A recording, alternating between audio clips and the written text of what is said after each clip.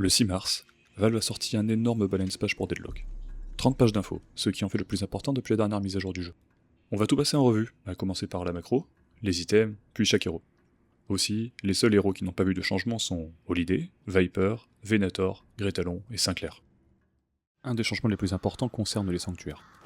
Le premier sanctuaire est maintenant beaucoup plus facile à détruire, mais le second devient plus résistant. Les points de vie passent de 8100 à 5000 pour le premier, mais le second passe automatiquement à 10 000. Encore un autre changement, des voiles cosmiques ont été ajoutées sur les plateformes des sanctuaires dans chaque base. On peut pas voir au travers, peu importe de quel côté on est, mais ils ont aussi fait un fixe. Les attaques du sanctuaire ne touchent plus si vous êtes en dessous. Et enfin, détruire un sanctuaire ça rapporte maintenant 2000 de récompense, contre 0 auparavant. Les gardiens rapportent maintenant 1500 âmes de récompense contre 1000 auparavant. Et les walkers, 3500 à 4000. Côté points de vie, les walkers ont été rééquilibrés. Ils passent de 6800, 9350 et 11900 à 6000, 9000, 12000 selon la progression dans la partie. Et enfin, la décroissance d'armure a été ajustée. Elle passe de plus 75% à moins 50% sur 20 minutes, à plus 65% jusqu'à moins 65% sur 18 minutes. En gros, les walkers deviennent vulnérables plus vite en fin de partie. Le mid-boss a lui aussi droit à ces changements. Sa récompense de base passe de 2000 âmes à 3000. Ses points de vie augmentent aussi, passant de 11 900 à 13 000. Il y a un autre ajustement, l'annonce globale du mid-boss se déclenche maintenant à 50% de sa vie au lieu de 70. Et aussi, il gagne maintenant 35% de résistance au debuff. Deux nouveaux camps neutres ont été ajoutés sur la carte. Un camp composé de 2 monstres normaux et 3 faibles a été ajouté près du Walker vert côté Roi de l'Ombre, et le même type de camp a été ajouté près du Walker jaune côté Matriarche. Pour finir avec la macro, on va parler des troopers. Les super troopers, qui apparaissent quand un sanctuaire est détruit, infligent désormais 60% de DPS bonus au lieu de 40% lors du patch précédent. Autre changement important, les troopers de la lane du milieu s'améliorent maintenant dès qu'un seul sanctuaire tombe, alors qu'avant il fallait que les deux soient détruits. Et si vous tuez une paire de gardiens de base, cela fait apparaître une vague de troopers boostés pour renforcer le push. Côté scaling, les medic troopers gagnent maintenant 3% de DPS supplémentaires par minute. Tous les troopers récupèrent aussi 7 HP par seconde lorsqu'ils sont hors combat. Et enfin, à partir de 35 minutes de jeu, les vagues de troopers apparaîtront toutes les 20 secondes au lieu de 25 secondes auparavant. En gros, ce patch accélère le jeu. Le mid game va tourner autour du contrôle de map et des timings d'objectifs. Ces derniers rapportent plus et les troopers deviennent plus dangereux si tu perds tes structures. On a fini avec la macro, on va maintenant passer aux items. Un petit conseil, laissez les noms des héros et des objets en anglais. C'est comme ça que toute la communauté parle du jeu, donc ça évite de se perdre quand vous regardez des guides ou des patch notes. Ce patch introduit un nouvel objet, le Golden Goose Egg. C'est un actif tier 1 qui scale avec les âmes que vous gagnez pendant la partie. Toutes les 200 âmes stockées, l'objet gagne un bonus de statut doré qui sera converti en vrai bonus lorsque vous l'activez. Sur le papier ça peut être très intéressant sur le long terme, mais il faut quand même noter qu'il applique une pénalité de 10% sur tous les dégâts que vous infligez, ce qui reste sévère. Donc pour l'instant ça m'a plutôt l'air orienté support, mais il faudra tester dans les prochains jours pour voir à quel point c'est viable. L'item Backstabber a été complètement rework et renommé maintenant en Stalker. Le bonus ne déploie plus de langue d'attaque. A la place, il s'active lorsque vous infligez des dégâts de balle ou de mêlée à moins de 8 mètres d'un héros ennemi. Un ennemi sous l'effet de Stalker est également visible à travers les murs pendant une courte période. Il y a eu un ajustement discret mais notable sur l'item Colossus. Maintenant son actif te donne 30% de dégâts de mêlée supplémentaires pendant sa durée. Petit buff très intéressant pour l'item Knockdown, la gravité appliquée quand l'étourdissement touche une cible passe de 50% à 100%, ce qui fait que les ennemis qui étaient en l'air retombent beaucoup plus vite. Un autre ajout discret à prendre en compte, il y a un changement sur Vortex Web, l'objet peut maintenant cibler une unité directement. Lorsqu'il est utilisé sur une cible, il aspire désormais les ennemis autour de cette unité, au lieu d'agir uniquement sur une zone fixe. Il y a aussi pas mal d'autres petits changements, mais ce sont surtout des ajustements de cooldown ou de dégâts, rien de majeur qui change vraiment la façon de jouer. Le gros morceau du patch, c'est les héros, et on va s'en occuper maintenant. Abrams reçoit globalement un mix de nerfs et de buffs. Ses dégâts de base sont légèrement réduits, mais plusieurs capacités gagnent plus de sustain et de scaling, et ses stuns deviennent plus longs, ce qui renforce son rôle de tank qui contrôle les fights. Pour siphonnage, sa capacité fait moins de dégâts et sa portée est réduite, mais elle devient maintenant circulaire autour d'Abrams au lieu d'être uniquement devant lui. En échange, le lifesteal est augmenté contre les héros, comme les unités, et le scaling avec le Spirit Power est amélioré. Le T3 augmente maintenant aussi la portée, même si les dégâts bonus du T3 sont légèrement réduits. Sa charge a pris un petit nerf, les dégâts sont réduits et le stun de base contre les murs est plus court, mais les upgrades et le compensent en partie. Le T2 augmente maintenant la durée du stun, le T1 applique un slow et le T3 donne un bonus de dégâts d'armes après impact. Sa résilience voit un petit buff défensif, plus de points de vie au T2 et 20% de résistance au debuff au T3. Par contre son ulti a beaucoup de changements, il inflige plus de dégâts, peut maintenant être utilisé tout en activant des items et se déclenche un peu plus rapidement. Après son rayon de base est légèrement réduit, même si le T3 augmente fortement la zone d'impact, et le stun devient aussi plus long avec les upgrades, jusqu'à 2,2 secondes. Un bon ajustement pour un personnage qui était quand même très fort, je pense qu'il restera encore très présent dans la méta. Apollo reçoit encore quelques ajustements dans ce patch, après avoir déjà subi plusieurs nerfs depuis sa sortie. La riposte ne peut plus être déclenchée par les dégâts des troopers ou les camps neutres, seulement par les héros. Concernant son attaque en flèche, le T2 ne donne plus de bonus de vitesse au dash, et la capacité peut maintenant être interrompue par les stuns et les effets de slip, ce qui leur rend un peu plus facile à contrer. Il reste malgré tout très fort en combat, donc si vous avez toujours du mal à l'affronter, Slowing Hex et Counterspell restent vos meilleurs alliés. Un seul changement pour Bebop, son gras peut maintenant être annulé. C'est tout. Billy a eu droit à plus d'attention. Il reçoit beaucoup d'ajustements dans ce patch, avec plusieurs nerfs mais aussi quelques buffs sur certaines mécaniques. Pour son coup de batte, le rayon de base est légèrement réduit. En revanche, le T2 est buff, il donne maintenant une charge supplémentaire et plus de portée. Et le T3 réduit aussi le temps de recharge. Les dégâts de base du dash sont réduits, mais le scaling avec le Spirit Power est augmenté. La capacité se charge plus vite, et la moitié du cooldown est maintenant récupérée à l'impact. Plusieurs upgrades changent aussi, avec plus de bonus de dégâts d'armes après impact, et un meilleur scaling sur les cibles avec beaucoup de vie. Sa démolition s'est fait nerf, le scaling spirit est réduit, et la capacité ne réduit plus la vitesse de tir des ennemis. Les dégâts à distance n'allongent plus la durée de l'effet, même si les attaques de mêlée continuent de le faire. En revanche, le T3 améliore maintenant le scaling spirit. L'ulti est aussi nerf, notamment sur l'early. Il a moins de portée, plus de cooldown, et plus de résistance gratuite. C'est maintenant les T1 qui donnent les résistances, le T2 réduit fortement le cooldown, et le T3 augmente la durée d'invulnérabilité au CC en fonction du nombre d'ennemis attrapés, mais il augmente aussi la portée de l'ultime. Billy reste toujours un choix viable, mais il sera beaucoup moins dominant en phase de lane. Calico fait partie des personnages qui ont eu le plus de changements dans ce patch. Toutes ses capacités ont été touchées, et même son arme. Ses balles n'ont maintenant plus de gravité, ce qui rend ses tirs beaucoup plus fiables. Un projectile supplémentaire a même été ajouté au centre, même si le DPS total reste le même, ce qui permet d'être plus précis dans sa visée, notamment pour faire des headshots. Ces grenades deviennent aussi plus fiables, la première tombe maintenant toujours au centre de la visée, le rayon d'accroche est augmenté et le délai de lancement est légèrement réduit. L'amélioration T2 des grenades fait également 75 dégâts bonus contre les boucliers. Pour son dash, on peut maintenant dash verticalement et s'arrêter automatiquement au contact des ennemis. C'est quand même un changement qui divise parce que cette capacité perd en versatilité et devient uniquement une capacité de dégâts. Un truc à prendre en compte quand même, le T2 donne maintenant des âmes sur élimination. Tuer un héros ennemi avec le dash permet de gagner 300 âmes supplémentaires. Sa transformation en Ava a également été beaucoup modifiée. L'attaque de mêlée se déclenche instantanément, mais le cooldown entre les coups est légèrement augmenté. Le système de vitesse change aussi. Ava accélère progressivement, et perdre de la vie ralentit temporairement la vitesse avant de la récupérer progressivement aussi. Le cooldown de la capacité est réduit, mais la durée est légèrement plus courte. Les upgrades sont aussi revus, notamment avec plus de régénération, et notamment un bonus de dégâts qui augmente avec le temps passé transformé. L'ulti a aussi eu le droit à ces petits changements, légèrement nerf sur les dégâts, et le T3 ne donne plus d'amplification de dégâts, mais soigne maintenant 350 points de vie. Plus que jamais, Calico est un perso qui se doit de se déplacer partout sur la carte grâce à sa transformation pour après nuke le premier venu. Pas grand chose pour Céleste, elle subit encore moins la gravité, ce qui la fait rester plus longtemps en l'air, mais son contrôle et son accélération dans les airs sont réduits, donc elle sera un peu moins maniable une fois en vol. La portée de rebond de son ultime est aussi réduite. Aussi, on peut maintenant acheter Split Shot avec elle, mais je sais pas si on la jouera dégâts des armes de sitôt. Dorman reçoit énormément d'ajustements dans ce patch, avec des changements sur presque toutes ses capacités. Déjà son arme principale. Ses balles traversent maintenant les cibles, mais avec 50% de dégâts en moins après la première cible. La sonnette a été rework partiellement, elle ne fait plus de dégâts à l'impact, mais l'explosion est beaucoup plus forte. En revanche, le scaling spirit est légèrement réduit et le temps entre les charges augmente. Ses portails reçoivent des buffs utilitaires. La durée est plus longue, la barrière reste plus longtemps, et la distance du portail peut maintenant scale avec le spirit power. Le chariot devient aussi plus grand, donc plus facile à toucher. C'est son ulti qui reçoit surtout énormément de changements. Sa portée augmente, il fait moins de dégâts, mais il stun en sortie à partir de l'amélioration 2. Et l'amélioration 3 permet carrément d'être intouchable tant que l'hôtel est occupé. Et si la cible ne sort pas de l'hôtel, le CD passe à 13 secondes. Dorman était très en dessous dans les patchs précédents, mais cette mage le rend plus accessible sans pour autant réduire son potentiel. Je pense qu'on va vraiment le voir souvent. Drifter a eu droit à des changements qui réduisent sa force en lane, mais qui le poussent à se déplacer pour attraper des héros isolés. Sa déchirure est un petit peu nerf sur la portée et le cooldown, mais le scaling avec le Spirit Power est fortement augmenté. Son fonctionnement change aussi. À très courte portée, l'attaque est maintenant considérée comme une attaque de mêlée, alors que les dégâts Spirit restent le fonctionnement principal à distance. Le T1 augmente les dégâts bonus, et le T3 change complètement. Au lieu du lifesteal, l'attaque à courte portée applique maintenant un silence. La durée de base de la marque est réduite, mais les upgrades changent beaucoup. Le T1 réduit maintenant la résistance aux balles des ennemis, le T2 augmente la durée et réduit le cooldown, et le T3 ajoute du bleed tout en réduisant les soins reçus par la cible. Changement très intéressant sur son passif, Drifter gagne maintenant le bonus permanent de dégâts d'armes même s'il obtient seulement l'assist sur un héros isolé, il n'est plus obligé de faire le kill. Par contre, le bonus obtenu est légèrement réduit. Le T2 change aussi, un kill donne maintenant un soin basé sur la vie manquante et aussi de la stamina. Ces changements synergisent bien avec son ultime, car maintenant, les ennemis affectés par ce dernier sont considérés comme isolés. Pour équilibrer tout ça, la vitesse bonus, la durée et le cooldown sont légèrement nerfs, et le proc de dégâts spirit disparaît. Ces changements sont très bons et font en sorte qu'il se rapproche plus de son rôle naturel. Dynamo a reçu un buff discret sur ses balles. Plus de dégâts de base et meilleur scaling par niveau, ça renforce son laning.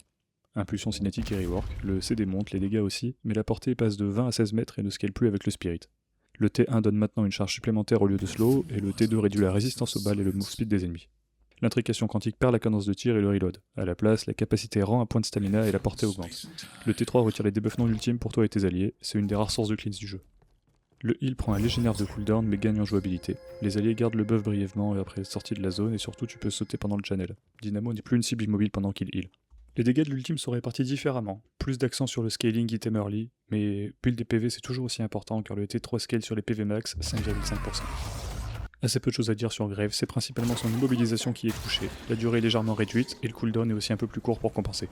Haze prend assez cher sur ce patch, le spirit par niveau est divisé par 2 et ça impacte tout son scaling late game. La dague est nerfée, le CD monte de 26 à 30 secondes, le sommeil dure moins longtemps et la cible se déplace moins vite pendant qu'elle dort. Et le wake up delay ne scale plus non plus avec le spirit.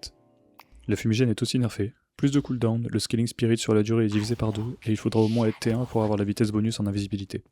Mais le T2 donne maintenant 2 charges et le T3 retire les debuffs et donne 30% de lifesteal pendant 5 secondes. Fixation perd du dégât par stack, de 0,2 à 0,18. Ça paraît pas grand chose mais ça se sent sur un fight long. L'ulti perd aussi en cadence de tir, passe de 30% à 20% et les dégâts bonus par balle baissent. Par contre, l'esquive de balle de 60% est maintenant dans la compétence de base, ce qui peut faire la différence en early. Le T3 permet de tirer sur une cible supplémentaire, ce qui te rend encore plus dévastateur en teamfight. Haze est moins explosif en solo, ses fenêtres d'engagement reviennent moins vite et son scaling late est freiné. Les gros changements sur Infernus c'est par rapport à l'afterburn. Il y a maintenant deux valeurs, une burn duration de base et une burn duration max. Quand tu mets le feu à quelqu'un, tu peux continuer à tirer ou mêler pour étendre la durée jusqu'au max. Parce que oui, le mêlée proc maintenant l'afterburn. 20% pour une mêlée légère et 35% pour une mêlée lourde. En gros, le cas concret, c'est que t'es en train de tirer, tu dois reload, mais tu fais une mêlée pour proc l'afterburn au lieu d'attendre. Napalm prend un petit nerf en early, mais c'est ajusté pour scaler plus en late. Léger rework sur le dash, mais ce qui est intéressant, c'est que ça devient une capacité à charge. L'ulti prend quand même un petit nerf au niveau des dégâts, mais par contre, quand tu passes au T3, la zone devient encore plus grande. Et si tu mets ça avec Greater Expansion, la zone est juste gigantesque.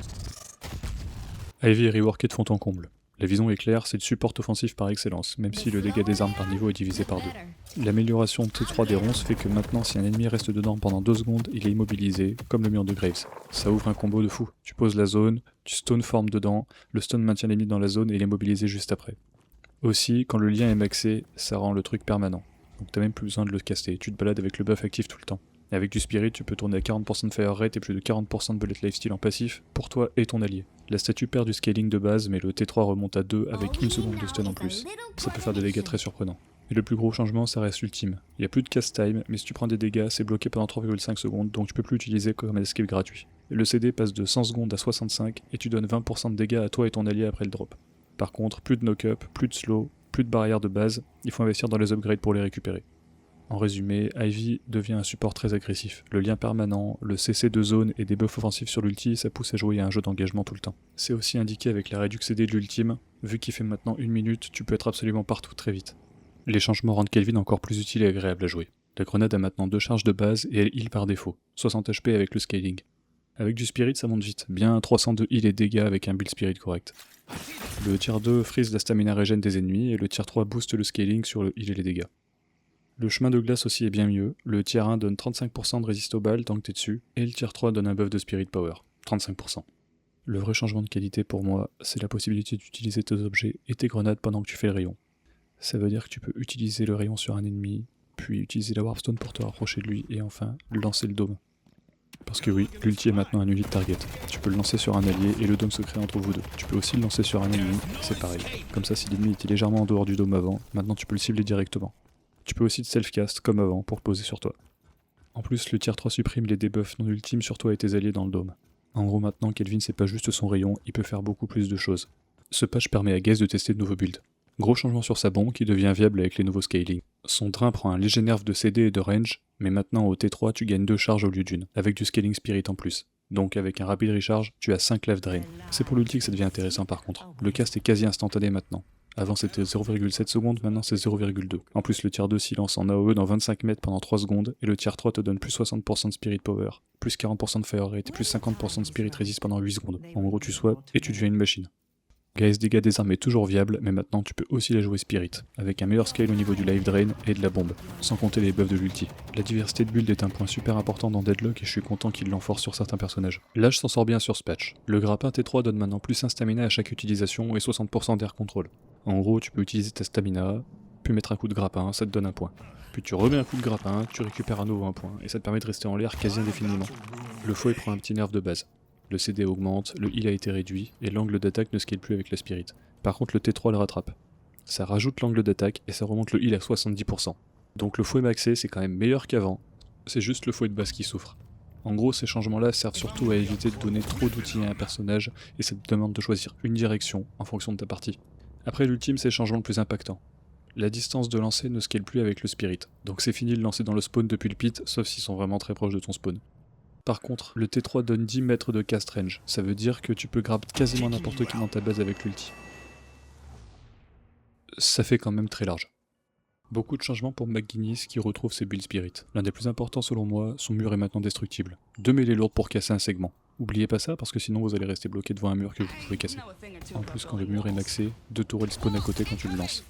Le mur plus le tourelle c'est clairement du contrôle de zone. D'ailleurs en parlant de tourelles, elles sont justement reworkées. Elles durent 35 secondes de base au lieu de 24. Le tracking et la vitesse de projectile sont bien améliorés, mais elles ont 40% de HP en moins. Pour compenser, elles spawn avec 80% de damage resist qui s'en va et 35% de melee resist. Le tier 2 donne 2 charges. Valve veut clairement que le build tourelle soit viable, ce qui personnellement me convient parce que c'est comme ça que j'aime jouer McGuinness. Son heal est encore plus orienté support. Le T1 donne plus 40% de spirit resist, ce qui est énorme pour protéger les alliés et les tourelles. Le tier 2 donne 100% de stamina recovery, et la régène ne scale plus avec la durée et le radius, mais directement avec le spirit power. McGuinness gagne une identité de support zone en plus du split push. Pour ce qui est de son ultime, il perd en durée de base. Il passe de 13 à 8 secondes, mais le tier 2 réduit le CD de 55 secondes et rajoute 6 secondes de durée. Le tier 3 donne plus de dégâts, meilleur scaling et plus de rayons. Donc avec de l'investissement, l'ultime peut taper très fort. Ce patch s'est clairement attaqué à la phase de lane de Mina. C'est Ratissage qui prend le plus gros coup.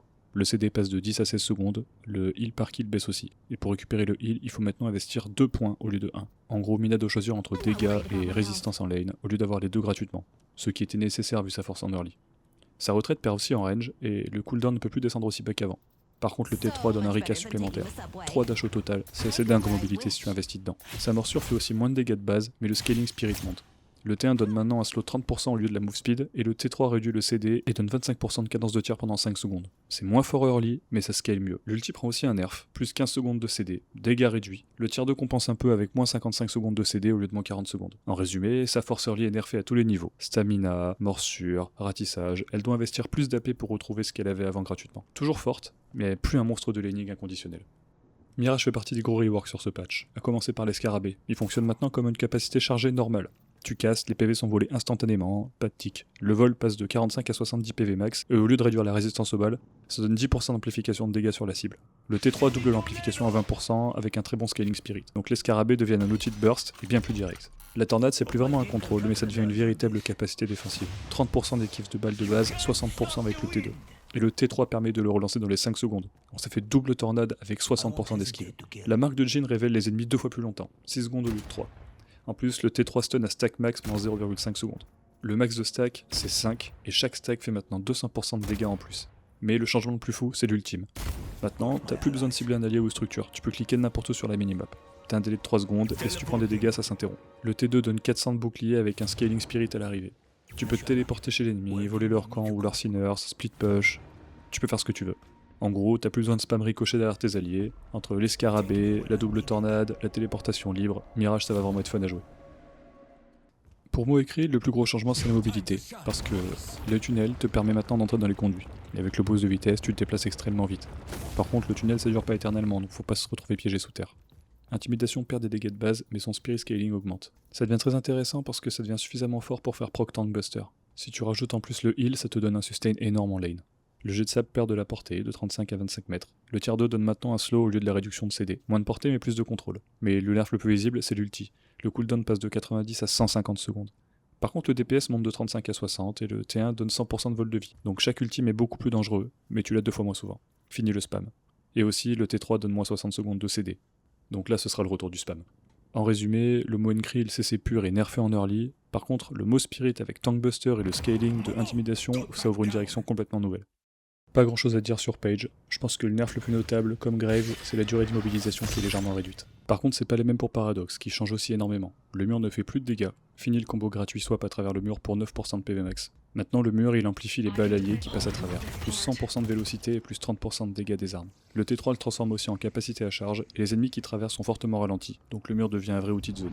La grenade applique maintenant un ralentissement temporel au lieu d'un slow de mouvement. L'amplification par stack baisse de 6 à 4%, mais le T3 le remonte à 8% avec plus de durée.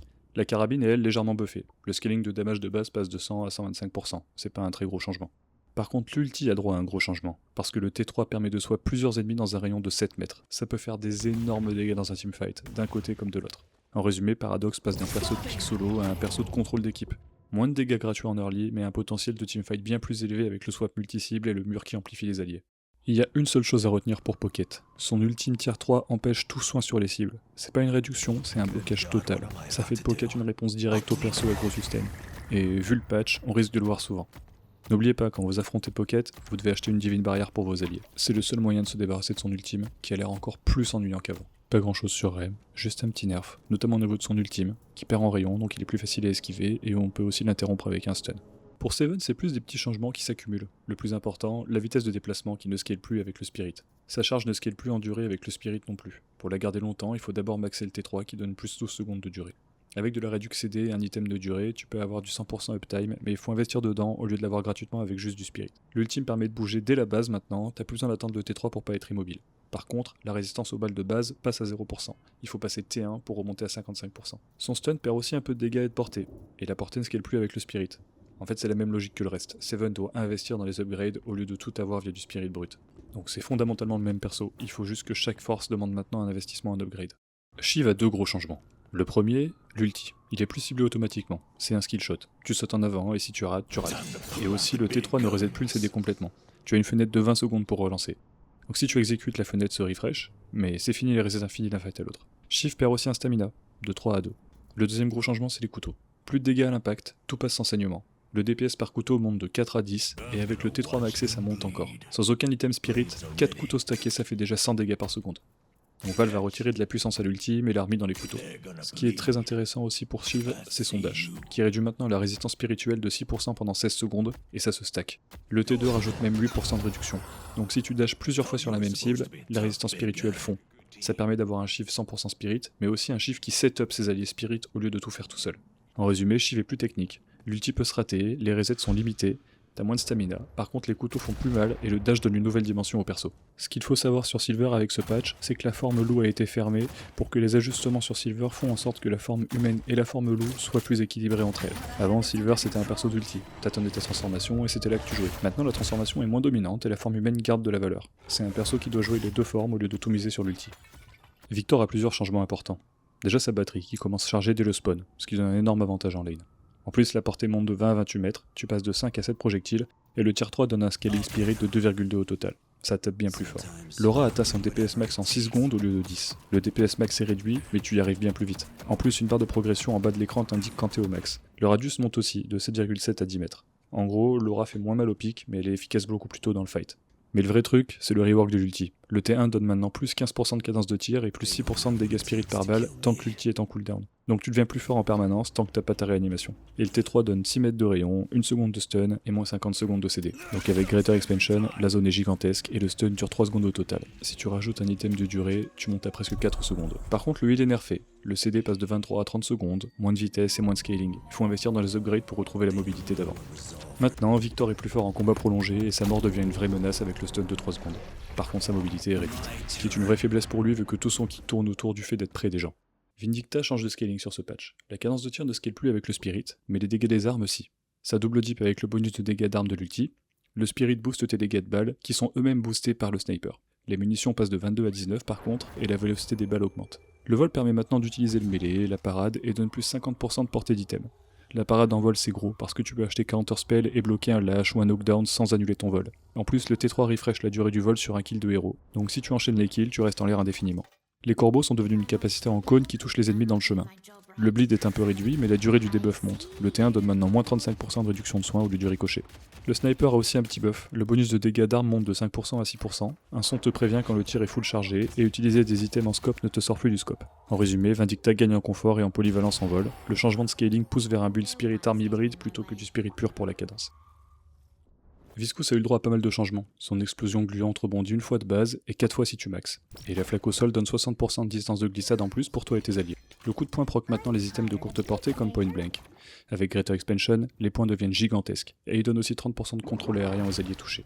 Maintenant avec l'ulti, tu peux utiliser tes capacités et les items dès la base, plus besoin de maxer. Par contre les résistants passent de 60 à 35%, le CD monte, et tu peux plus porter l'urne. Le T3 donne maintenant 6 secondes de durée et 0,3 secondes de stun au lieu de débloquer les capacités. Donc c'est plus offensif mais plus fragile. Aussi, il y a un petit ajout de confort pour le cube, les alliés peuvent plus le cancel accidentellement pendant un bref moment, et le scaling du soin double. En gros, Viscous gagne en outil offensif, bounce gratuit, punch géant, mais il perd en résistance. Je pense que c'est toujours très fort, notamment avec l'item Recharging Rush qui lui donne coup de poing infini. La force de Warden réside maintenant dans ses upgrades max. Son trap au T3 silence les ennemis dès qu'ils sont piégés. Avec moins 18 secondes de CD, ce sera très fréquent. Son bouclier perd de la durée mais scale avec le Spirit. Et le T3 donne 40% de résistance au debuff. L'ultime est tier 3, il est inarrêtable pendant le channel. La résistance monte aussi de 30% à 60%. Il perd quand même en dégâts des armes par niveau, et sa flasque fait beaucoup moins de dégâts en early. En gros, Warden devient plus stratégique, parce qu'il doit choisir quoi maxer. Est-ce qu'il joue la cage, est-ce qu'il joue le bouclier, ou est-ce qu'il joue l'ulti. Toutes les options sont fortes, mais tu peux pas tout avoir. Vress a probablement eu droit au plus gros rework du jeu. Maintenant, ses cartes ont des couleurs. Pique qui fait 70% de dégâts, Carreau qui réduit la résistance, le cœur qui heal et le trèfle qui ralentit. Elle a aussi une chance sur 9 de tirer un joker qui fait tout en même temps et qui peut rebondir sur un deuxième ennemi. Un truc assez important qui n'est pas forcément précisé, c'est la dernière carte chargée qui part en premier. Donc si tu tombes sur un cœur et que tu veux le garder, tu attends de charger la suivante pour l'envoyer et ton cœur reste en main. Aussi son ultime n'est plus un projectile. Maintenant tu soulèves la cible instantanément et tu choisis où la balancer. Un peu comme un mini ulti lâche. Ça silence plus, ça désarme plus, mais ça bloque le stamina et les items et les capacités de mouvement pendant 3 secondes. C'est un outil de repositionnement, c'est plus un outil de kill direct. La portée est réduite de 20 à 14 mètres par contre. Son buff d'armes ne buff plus les alliés, par contre ça donne du dégât spirituel par balle de base. Et le T3 donne munitions illimitées pendant un court instant. C'est vraiment intéressant parce que Vress passe d'un perso simple, unilatéral, à un perso avec beaucoup plus de micro-décisions. Rien qu'avec les cartes, ça demande beaucoup de gestion. Et aussi l'ulti demande du placement. Ça va peut-être manquer un peu de pouvoir buffer ses alliés avec le full auto, mais c'est pas une grosse perte. Je pense que c'est un excellent rework et ça va devenir très intéressant de jouer Vress. Et enfin pour finir ce patch, on va parler de Yamato. Elle a des changements super intéressants. Déjà Power Slash a la résistance aux balles, et tu peux même lancer la parade directement pendant le channel. En plus le T3 donne 8 mètres de portée, le slash va extrêmement loin. Flaying Slash a aussi le CD qui monte de 21 à 36 secondes, cependant le T2 donne plus 40 de spirit pendant 6 secondes. Avec le scaling du Power Slash derrière, ça fait presque 100 de dégâts en plus sur le combo. Le T3 donne 2 charges et le grappin sur les alliés. Les possibilités de mouvement sont dingues. Aussi, le coup de sabre donne 30% de dégâts mêlés pendant 4 secondes, ce qui montre que Yamato assume bien son identité mêlée. La base de l'ulti a quand même été nerfée, plus de cooldown, moins de résistance, et quand il est maxé, les résistances remontent à 60%. Bon, c'était une grosse vidéo, ça fait beaucoup pour une première. J'ai sous-estimé la taille du patch. Bon, je pense quand même que certains persos méritent d'être traités avec plus d'attention. Je pense notamment à Vress, qui voit beaucoup de ses mécaniques changer. J'ai pas mal de sujets de vidéos que je souhaite aborder dans l'avenir. Si vous souhaitez un sujet en priorité, dites-le moi dans les commentaires. J'espère que vous avez eu les informations que vous vouliez, et en attendant, amusez-vous bien sur le jeu.